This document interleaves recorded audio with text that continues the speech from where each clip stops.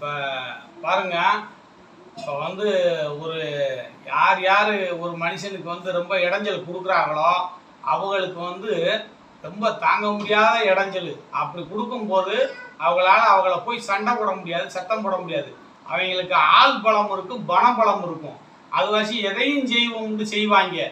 கடைசியில் பாவம் இந்த மக்கள் இல்லாதவங்க வந்து அவனால் ஜெயிக்க முடியலை அப்படின்னும் போது நம்மகிட்ட வருவாங்க. இந்த மாதிரி அவனை ஏதாவது பண்ணணும் போது அப்போ அவன் ராஜ்யம் கொட்டத்தெல்லாம் ஒடுக்குறதுக்கு, அவனுடைய ஆணவத்தை ஒடுக்குறதுக்காண்டி கண்டிப்பாக இந்த மாதிரி நாங்கள் வந்து செய்வோம். இந்த மாதிரி செஞ்சோம்னாக்கா அவனுக்கு வந்து அவன் ஆணவம் கொட்டம் எல்லாமே ஒடுங்கி ஒன்றா ஒடுங்கி உருகிடுவான். அவனுடைய செயல் எல்லாமே. தயவு செய்து யாருக்கும் ஒருத்தருக்கு ஒருத்தர் இடைஞ்சல் படுத்தாதீங்க. யாருக்கும் எந்த பொருள் மேலேயும் ஆசைப்பட்டு ஒரு இது பண்ணாதீங்க. அப்படின்னும் போது இதை வந்து நீங்கள் செய்யும் போது அவங்க யாருக்கிட்டையும் போக முடியாது. பாவம் இல்லாதவங்க என்ன செய்வாங்க, ஆனால் போய் சண்டை போட முடியாது, எதுவுமே பண்ண முடியாது. அது வச்சு நேரம் எங்களை மாதிரி ஆளுகிட்ட வருவாங்க. இந்த பாருங்க, இந்த மாதிரி வந்து இது வந்து செய்வினை, இவனுடைய ஒரு சரித்திரியமே மாறி போகும். அதாவது இது வந்து ரொம்ப வந்து ஒரு கெடுதலை பண்ணுறவங்களுக்கு தான் வைக்க முடியும், அத்தை எல்லாத்துக்கும் வைக்க முடியாது. அப்போ எல்லாரும் செய்வனை வச்சுட்டாங்கன்னா அவனுடைய தலையெழுத்து முடியாது.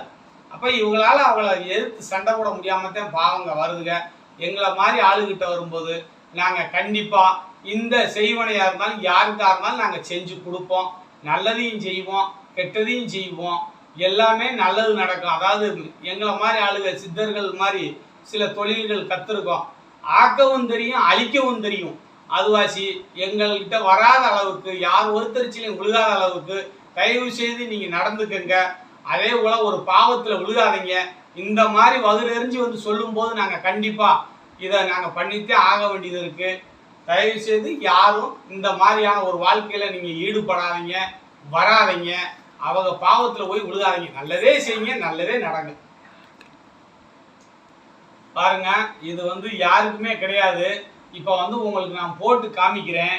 இந்த மாதிரியெல்லாம் இதெல்லாம் வந்து போட்டு காமிக்கிறேன்னா என்னத்துக்குன்னா, இது வந்து நாங்கள் யாருக்கும் இது பண்ண போகிறது கிடையாது. ஆனால் அந்த பாவத்தில் வந்து அழுகும்போது கண்டிப்பாக நிச்சயமாக ஏதாவது நடந்தே ஆகும். அது வச்சு இது வந்து நான் உங்களுக்காண்டி போட்டு காமிக்கிறதுக்கு நான் எடுக்கிறேன். யாரும் தயவுசெய்து ஒருத்தர் பாவத்தில் மட்டும் விழுகாதீங்க, இந்த மாதிரி ஆளாகாதீங்கன்றதை நான் சொல்ல வர்றேன்.